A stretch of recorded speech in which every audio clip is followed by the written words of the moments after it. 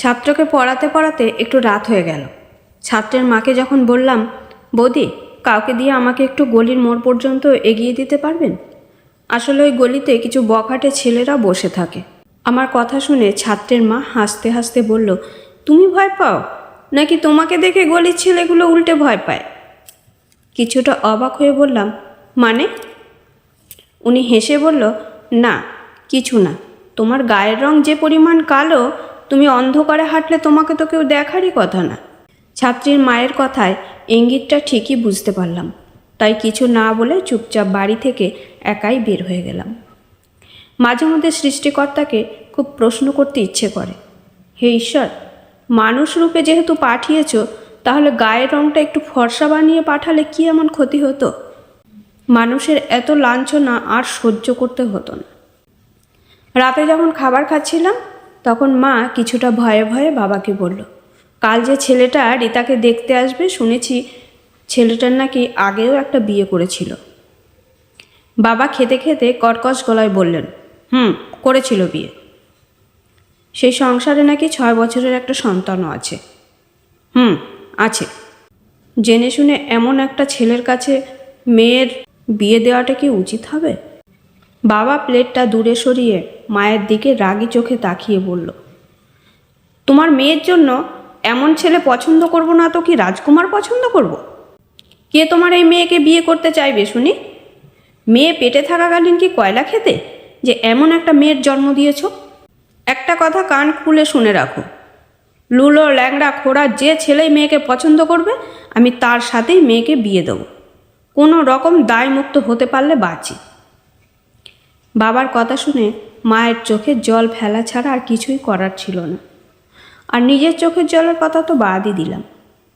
পরদিন পাত্রপক্ষ যখন আমাকে দেখতে আসছিল, তখন মা নিজের হাতে আমাকে সাজিয়ে দিচ্ছিল। বাবা তড়িঘড়ি ঘরে ঢুকে মাকে বলল, যেভাবে পারো মেকআপ টেকআপ দিয়ে হলেও মেয়েকে সাজিয়ে দাও। মেয়েকে কোনো রকম পছন্দ করলেই বাঁচি। এই মুহূর্তে নিজেকে মানুষ নয়, সাজিয়ে গুছিয়ে বলির হাড়ি কাঠে তোলা পাঠা মনে হচ্ছিল। যেমন সাজিয়ে গুছিয়ে মন্দিরের চাতালে দাঁড় করিয়ে রাখা হয়, তেমনি আমাকেও সাজিয়ে গুছিয়ে ছেলের সামনে দাঁড় করিয়ে দেওয়া হচ্ছে। ছেলেপক্ষ আমাকে দেখে খুব একটা পছন্দ করল না। বাবার কাছে অনেক টাকা যৌতুক চাইল। যৌতুকের বিনিময়ে বিয়ে হবে। পাত্রপক্ষ চলে যাবার পর বাবা আমার কাছে এসে বলল, বাজারে তো বিষ পাওয়া যায় নাকি, খেয়ে মরে যেতে পারিস না? আমি কিছু না বলে শুধু পাথরের মতো বসে রইলাম। সৃষ্টিকর্তা মানুষকে একদিকে অপূর্ণ রাখলেও অন্যদিকে পূর্ণতা বাড়িয়ে দেন। দেখতে অসুন্দর হলেও পড়াশোনায় মোটামুটি ভালোই ছিলাম। নিজের কানে আশেপাশে মানুষ ছাড়াও জন্মদাতা বাবার অনেক অপমানজনক কথা শুনেছি। নিজের চোখে মাকে নীরবে চোখের জল ফেলতে দেখেছি। নিজেও চোখের জল ফেলেছি আর পড়াশোনায় মনোযোগ দিয়েছি। বছরখানেক পর আমি সফলও হয়েছি।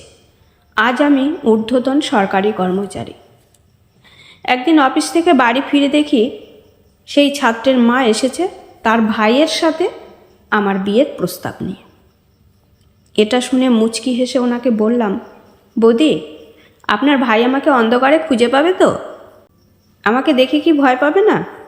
যাই হোক, বাড়িতে যখন এসেছেন চা জল খাবার খেয়ে চলে যান। কথাগুলো শুনে উনি কিছু না বলে মাথা নিচু করে চলে গেলেন। একদিন সকালে ঘুম থেকে উঠে দেখি যে পাত্র আমাকে যৌতুকের বিনিময়ে বিয়ে করতে এসেছিল, সেই পাত্র বাড়িতে হাজির।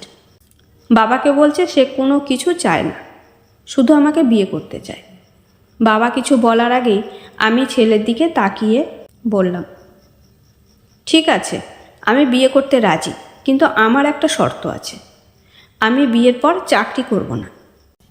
আমার কথা শুনে ছেলেটা অবাক হয়ে বলল, কেন, চাকরি করলে সমস্যা কি?